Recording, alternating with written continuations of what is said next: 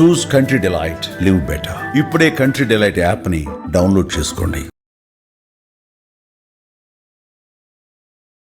నమస్తే అమ్మా. నమస్తే తల్లి. అమ్మ, జూలై 6 సండే ఆదివారం వస్తుంది, తొలి ఏకాదశి. మరి ఈ రోజు ప్రాముఖ్యత గురించి, ఏకాదశి ఉపవాస దీక్ష గురించి, ఏకాదశి అనగానే ఉపవాస దీక్ష గురించి మాట్లాడతారు. అసలు ఉపవాసం ఎందుకు ఉండాలి, ఉండకూడదని కొందరు వాదన. అసలు ఏం చేయాలంటారు ఆ రోజు, చెప్పరా? మీరు ఎన్ని ప్రశ్నలు అడిగారమ్మా? ఎన్నో అడిగారు. మరే మనం ఇవన్నీ అప్పుడప్పుడు చెప్పుకున్నవన్నీ కూడా కలిపి ఒక్కసారి సమాహారంగా చెప్పుకుంది, ఇవన్నీ చెప్పుకున్నాం. అవును. ఇప్పుడు తొలి ఏకాదశి ఏమిటి, అసలు ఏకాదశి ఏమిటి? ఏకాదశి అన్న పదానికి 11 కలిగింది అని అర్థం. ఏకాదశి అంటే 11, దశ అంటే 10, ఏకా 11. ఈ ఏకాదశి అనేది మనకుండే తిథుల్లో 11 చంద్రకళలు కలిగినటువంటి తిథికి ఏకాదశి అని పేరు. రోజుకొక కళ ఉంటుంది కదా, అలా 11 కలిగింది. అందుకని ఏకాదశి నాడు చంద్రుడికి 11 కళలు ఉంటాయి. పాడ్యమి నాడు ఒకటి ఉంటుంది, అలా విధియ నాడు 2, అలా వచ్చి దశమి నాడు 10. తెలుస్తోంది కదా దశమి ఏంటి 10 అని. అలాగే పూర్ణిమ దగ్గరికి వచ్చేటప్పటికి 15 కళలు పూర్తిగా ఉంటాయి. కానీ ఈ 15 కళల్లో కూడా ఈ 15 కళలకి కలిపి నిత్యం అమావాస్య నాడు కూడా ఉండే నిత్యా కళతో కలిపి 16 అవుతాయి. అమావాస్య నాడు నిజానికి ఒక కళ కనపడదు, కానీ శాశ్వతంగా ఉండేది ఒకటి ఉంటుంది. ఇట్లా 11 కళలు ఉన్న చంద్రుడి కళలు కలిగినటువంటి తిథికి ఏకాదశి అని పేరు. దీనికి ప్రాధాన్యం ఏమిటంటే, మనం జాగ్రత్తగా గనక గమనించినట్టయితే భూమిని కింద ఉండే భూ అక్షంగా తీసుకున్నట్టయితే, జీవుణ్ణి ఇలా నిలువుగా ఉండే అక్షంగా గనక తీసుకున్నట్టయితే పూర్తిగా లంబకోణంలో ఉంటుంది ఆ రోజు. జాగ్రత్తగా గమనించినట్టయితే భూమి శరీరం, ఆత్మ సూర్యుడు, భూమి సూర్యుడు లంబకోణంలో ఉంటారు. అన్నప్పుడు ఏమిటి, ఈ శరీరం నుండి ఆ జీవ ప్రజ్ఞ ఊర్ధ్వముఖంగా ప్రయాణం చేయడానికి నేరుగా వంకర తిరగకుండా సూటిగా పైకి వెళ్ళడానికి వీలు. కనుక ఆనాడు ఏది చేసినా మన ఊర్ధ్వముఖ ప్రయాణం తేలిగ్గా, హాయిగా, సుఖంగా సాగుతుంది. ఈజీగా డెస్టినేషన్కి చేరువేస్తుంది. పైగా ఏకాదశి అంటే 11 కదా, ఆ రోజు 11 ఇంద్రియాలు ఏకోన్ముఖంగా ఉంటాయి. 5 జ్ఞానేంద్రియాలు, 5 కర్మేంద్రియాలు, వీటి మీద పెత్తనం చేసే మనస్సు ఈ 11 ఒకే మార్గంలో ప్రయాణం చేస్తాయి ఉంటాయి. అంటే సాధారణంగా ఇప్పుడు నేను మాట్లాడుతున్నాను అనుకో, మాట్లాడుతూ ఉన్నప్పుడు పక్కన ఏదన్నా వినపడితే నా చెవి అక్కడికి ఎడుతుంది, నోరు మాట్లాడుతోంది, ఎదురుగా నువ్వు వేసుకున్నటువంటి వస్త్రం ఏ రంగులో ఉంది అని కన్ను చూస్తోంది కదా. అన్ని సందర్భాల్లోనూ మనం గమనించాం.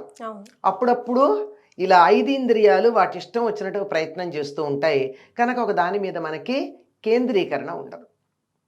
కానీ ఏకాదశి నాడు ఏ పని చేసినా 11 ఇంద్రియాలు ఏకోన్ముఖంగా ఉంటాయి.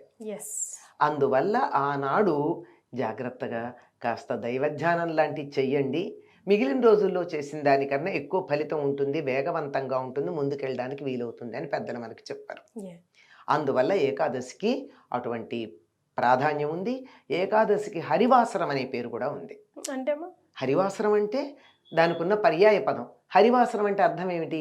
హరి అంటే విష్ణువు, వాసరం అంటే రోజు, విష్ణువుకి ప్రీతికరమైన రోజు. నిజానికి శివుడికి కూడా ప్రీతికరమైన రోజే.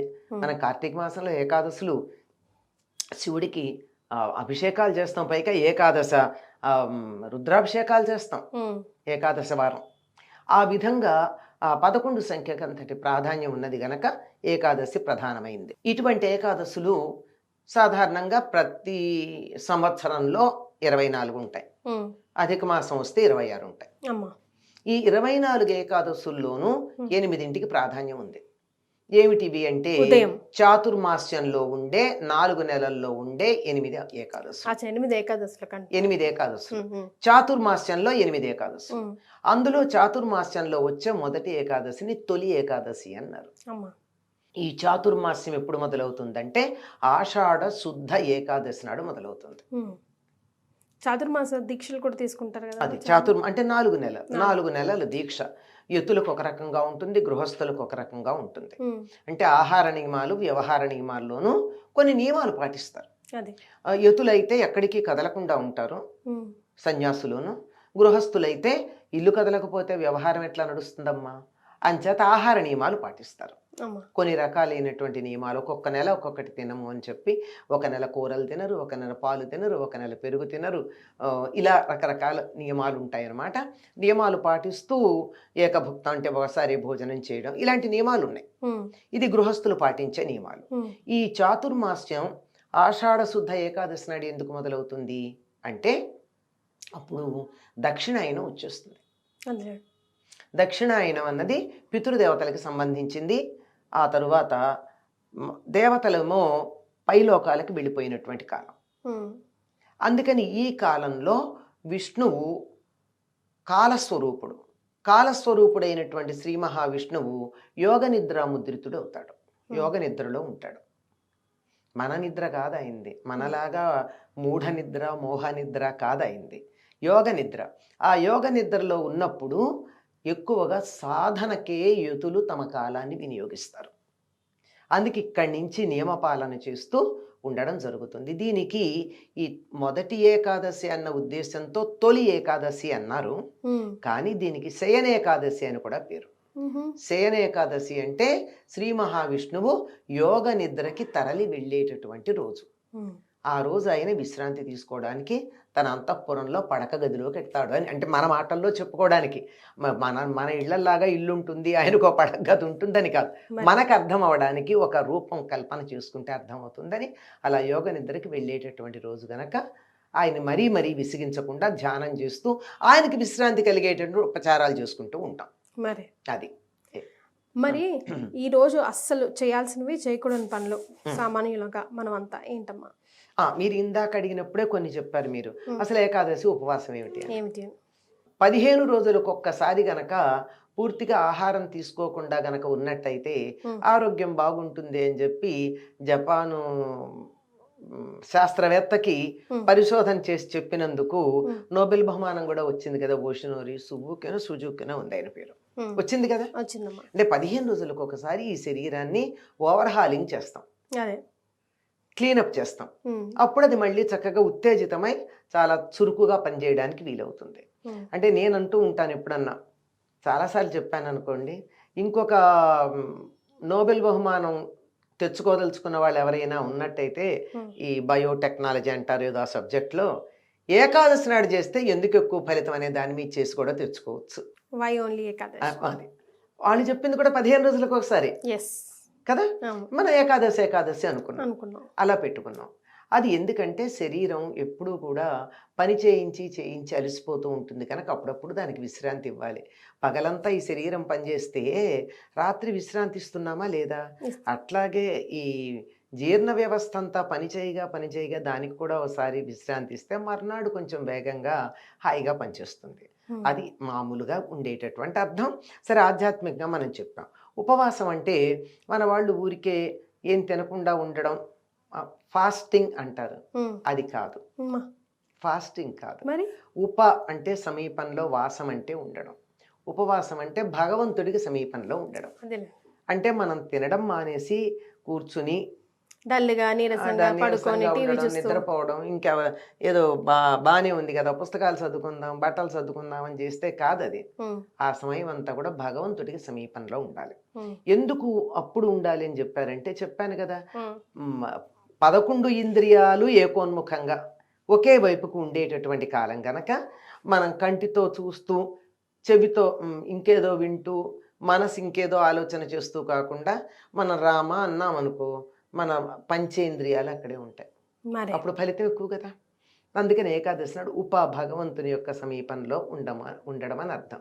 దానికోసం ఆ రోజే మనం భోజనం చేయకుండా ఉంటే ఉండే సుఖం ఏమిటంటే, వండుకునే పని లేదు, తినే పని లేదు, కడుక్కునే పని లేదు, అరిగించుకునే పని కూడా లేదు. చాలా పెద్ద పని కదమ్మా అరిగించుకోవడం. ఏదన్నా తిన్నాక ఇలా కూర్చుంటే నిద్ర వస్తుంది కదా. నిద్ర రాకుండా ఉండాలి అంటే కొంచెం తక్కువ తినాలి. అసలు మానేయమని చెప్పలేదు, కొంచెం తినమన్నారు. అంటే మన లెక్క ప్రకారం. అమ్మ. కానీ ఆరోగ్య దృష్ట్యా చెప్పినట్టయితే 15 రోజులకు ఒకసారి పూర్తిగా మానేయమని వాళ్ళు చెప్పారు. అలా ఉండగలిగితే మంచిది. లేకపోయినట్టయితే ఈ రోజుల్లో చాలామందికి నిద్ర లేస్తే ముందు మంచినీళ్ళ కన్నా ముందు మందులు వేసుకోవడం అవసరం. మరి అటువంటప్పుడు మరి వాటికి తగినట్టుగా ఏదో కొంత ఆహారం ఉపాహారం అంటే మరి ఇంత కాదు, కొద్దిగా శరీరం నిలబడడానికి ఆ మందుకు అడ్డంగా మరి పూర్వం అనేవాళ్ళు మంచినీళ్ళకి అడ్డంగా ఏదైనా నోట్లో వేసుకునేవారు. అట్లా ఈ మందుకు అడ్డంగా అంతవరకే వేసుకుని పాలు, తేలికగా అరిగేటటువంటి పళ్ళు తీసుకోవచ్చు. తొలి ఏకాదశి నాడు మాత్రం ప్రత్యేకంగా ఆ రోజు నైవేద్యం పెట్టవలసినది, తినవలసినది కూడా చెప్పింది ఏమిటంటే పేలపిండి. పేలపిండమ్మా. మొక్కజొన్నల్ని చక్కగా వేయించి పేలాలుగా వాటిని పూర్వం దంచేవాళ్ళు, ఇప్పుడు మరో రకంగా కూడా మెత్తగా చేసుకోవచ్చు. పౌడర్ దాంట్లో బెల్లం వేసి ఆ బెల్లంతో కలిపి దాన్ని మాత్రమే తిని ఉండేవారు. ఎక్కువ బలం, ఎక్కువ ఎనర్జీ ఇస్తుందేమో. అంతే. ఇంకో నా ఊహ ఏమిటంటే, ఇది నా వ్యక్తిగతమైన ఊహ. అప్పటిదాకా జ్యేష్ఠ పౌర్ణమికి కదా ఏరువాక సాగుతారు.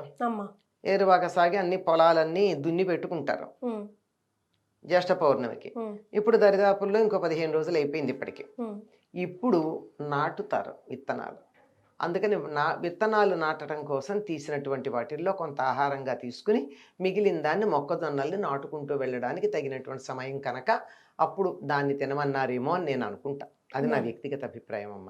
మన పండగలు, వ్యవహారాలన్నీ కూడా వ్యవసాయంతో ముడిపడి ఉంటాయి. వ్యవసాయం వల్ల మనకు ఆహారం వస్తుంది, ఆహారం వల్ల శరీరం ఉంటుంది, శరీరం ఉంటేనే ఏదన్నా చేయగలం. అంతే కదమ్మా. అంతే. అందుకని దీంతో చాలా బాగా ముడిపెట్టి ఆరోగ్యకరమైన శరీరం ఉండడానికి, ఆరోగ్యకరమైనటువంటి పంటలు పండాలంటే దానికి తగినటువంటి నియమాలు ఏం పాటించాలో ఈ పండగలతో ముడిపెట్టి మనకు చెప్పారు. రైట్. అది.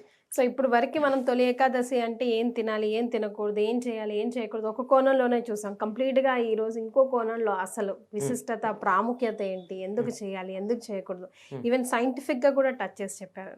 చాలా సంతోషం అమ్మ. ధన్యవాదాలు.